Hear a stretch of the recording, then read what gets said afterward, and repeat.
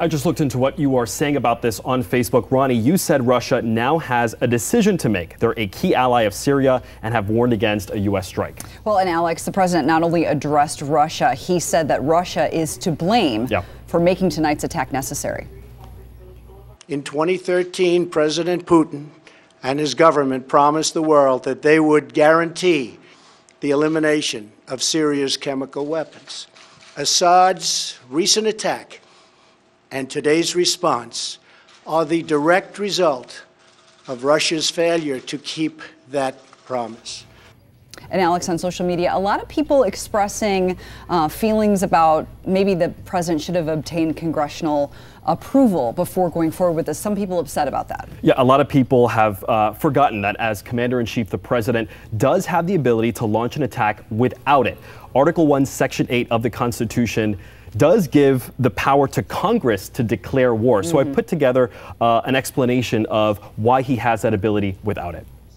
There are at least three answers. The first is the 2001 authorization to use military force. This was passed following the 9/11 attacks and is a very broad permission slip for the president to combat global terrorism. It is 60 words long, and it's been stretched to justify attacks against groups of people connected to Saddam Hussein, ISIS, and Al-Qaeda. The second answer is something called unitary executive theory. It relies on the Constitution too, Article 2 to be exact. Supporters argue the president can act without congressional authorization in matters concerning national security. The president could use the most recent chemical attack, which is a war crime, as his justification, what's known as casus belli.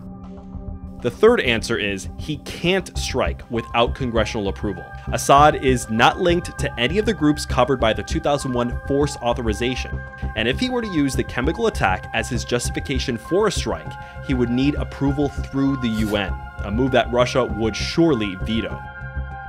So where does that leave us? The answer is best summarized by Republican Senator Bob Corker from Tennessee, who said that a surgical or small-scale strike would not require congressional approval, but going against the Assad regime on a sustained basis would.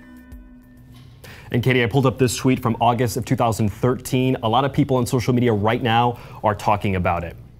Donald Trump says President Obama must get congressional approval before attacking Syria. Big mistake if he does not. Yeah,